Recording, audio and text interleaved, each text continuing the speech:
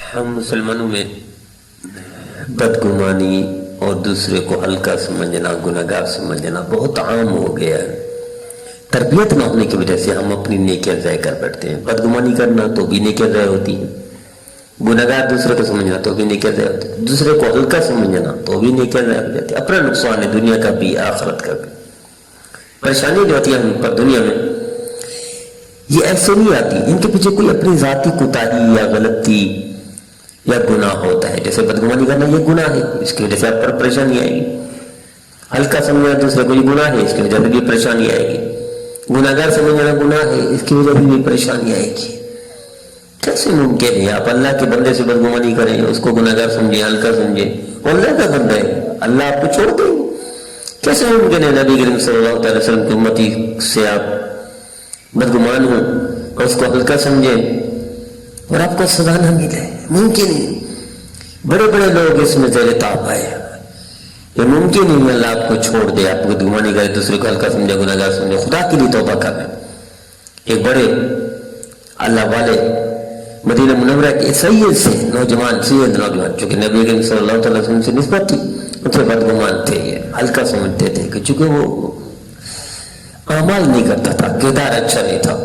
تو ایک دفعہ رات کو سوئے، نبی کریم صلی اللہ علیہ وسلم تشریف لائے خواب میں، فرمایا تمہیں پتہ نہیں ہے کہ بیٹا نافرمان بھی ہو، نسبت ماں باپ کے ساتھ ہوتی ہے، آگ بھی کر دیا جائے تو شریعت میں آگ کی کوئی حیثیت نہیں، تو آپ پھر نفرت کرتے ہو میرے بیٹے سے؟ نبی کریم صلی اللہ علیہ وسلم تشریف لائے خواب میں، اور حضور صلی اللہ علیہ وسلم کی شکل میں شیطان تو نہیں آ سکتا، تو فوری اٹھ کر گیا، توبہ کی معافی مانگی۔ کیسے ممکن ہے اللہ کو سزا نہ دے؟ یہ ہو ہی نہیں سکتا۔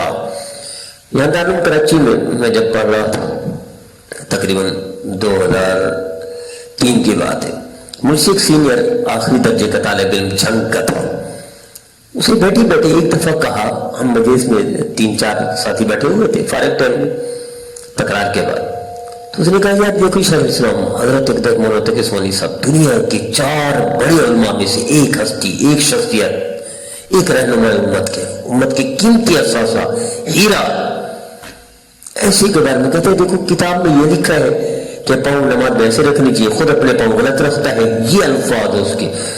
میرا عزیزو، بامشکل 3 سے 4 دن گزرے، ایسی کی وبال آیا کہ اس کو اخراج کرنا آنا کہ تعلیم کراچی میں دورہ حدیث میں اخراج نہیں کرتے، کچھ کرتے اس کو آخر تک چلائیں، سمجھا دے اس کو گناہگار ہو، بدکار ہو، چھوٹیاں کرتا ہو، غلطیاں کرتا ہو، نافرمانیاں کرتا ہو، پھر بھی لیکن اس کا اخراج ہو گیا۔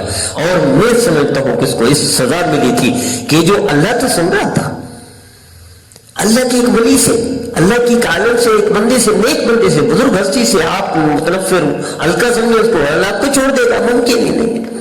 میرا عزیزو، میں ذاتی تجربہ بتاتا ہوں۔ سکر جا رہا تھا، دوستوں نے پروگرام رکھا، وہاں بیان رکھا، تو میں جا رہا تھا، دارالعلوم کراچی میں پڑھ بھی رہا تھا، میرے ساتھ ایک ساتھی بھی تھے دارالعلوم کراچی کے۔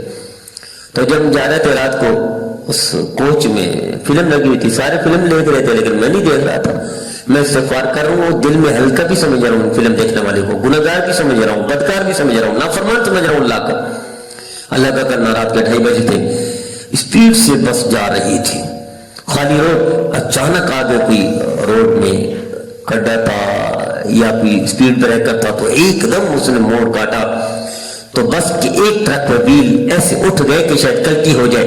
جن کو میں ہلکا، گناہگار، بدکار، اللہ کا نافرمان سمجھ رہا تھا، ان سب کی زبان سے بیک وقت نکلا اللہ اکبر استغفر اللہ لا الہ الا اللہ۔ اور جب میں اپنے آپ کو نیک سمجھ رہا تھا اور ان کو بدکار ہلکا سمجھ رہا تھا، میری زبان سے 6 منٹ تک کچھ نہ نکلا، باوجود اس کے چاہتا تھا اللہ نکالوں، استغفار کروں، لیکن نہیں نکل سکا۔ اس کے بعد میں نے توبہ کی، اللہ میں زندگی بھر تیرے بندوں سے نہ ہلکا نہیں سمجھوں گا، بدگمانی بھی نہیں کروں گا۔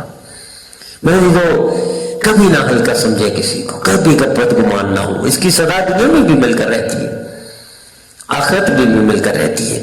میرے ذاتی ایک اور تجربہ ہوا، کراچی میں آنا ہوا جب، تو ایک ایمبولینس کے بارے میں سنا ہوا تھا لوگوں سے کہ جناب اس میں اسلحہ ادھر ادھر کرتے ہیں، فلاں پارٹی والے، پارٹی بھی گناہگار سمجھی، ایمبولینس کو بھی گناہگار سمجھا، اور میرے ذہن میں یہ کانسیپٹ مکمل ہو چکا تھا کہ واقعی بدکار ایمبولینس ہے، ان کا ڈرائیور فلاں پارٹی بھی بدکار ہے، اسلحہ منتقل کرتے ہیں، دہشت گرد ہیں۔ اچانک ایسے ہوا، میری امی جان والدہ محترمہ تشریف لائیں وہاں پنجاب سے یہاں کراچی، تو رات کو ان کی طبیعت ناساز ہوگی تقریباً 1 بجے. کرتے کرتے کرتے کرتے گھر میں جو ٹوٹکے تھے ہم نے کیے 3 بج گئے. آخر طبیعت ناساز ہوئی تو میں باہر نکلا تاکہ وہ ملے، ٹیکسی ملے نہ، وہ نہ ملی، رکشہ ملے وہ نہ ملی، دور دور تک ادھر ادھر اسٹاپوں تک بھاگا، کچھ نہ ملا. آخر کار ایمبولینس کو فون کرنا پڑا. اسی ایمبولینس کو ایدھی کو فون کیا وہ بھی نہ آئی، چپ کو فون کیا وہ بھی نہ آئی، ان کے بعد نہیں تھے ایمبولینس سے. اسی ایمبولینس امن ایمبولینس کو فون کرنا پڑا اور اسی میں لے جا کر میرے امی کو مجھے لے جانا پڑا اسپتال میں. اور پھر مجھے یاد آیا کہ میں اس کو زندگی بھر گناہگار سمجھتا رہا، ان کو تشہیر سمجھتا رہا، اسوہ اسفیل سمجھتا رہا. آج اللہ نے مجھے دکھانا تھا کہ ایسا نہیں ہے، بدگمان نہ کیا کرو، ہلکا نہ سمجھا کرو، دوسرے کو گناہگار نہ سمجھا کرو. بغیر تحقیق کے اللہ تمہیں سزا دے کر تمہیں عبرت کا نشان بناتے ہیں. تو میں نے توبہ کیا اللہ کہ شاید میری بدگمانی کی وجہ سے میری امی کو یہ تکلیف ہوئی. اگر میں ان کو ہلکا نہ سمجھتا، گناہگار نہ سمجھتا تو میری امی کو شاید تکلیف بھی نہ ہوتی اور اللہ مجھے سزا بھی نہ دیتے، تاکہ انہی کا محتاج بھی اسی ایمبولینس کا محتاج ہونا پڑا جس کو میں ہلکا سمجھتا رہا. جب بھی آپ کسی سے وہ بدگمانی کریں گے، اس کو ہلکا سمجھیں گے، گنہگار سمجھیں گے، آپ کو ضرور سزا مل کر رہے گی ہی.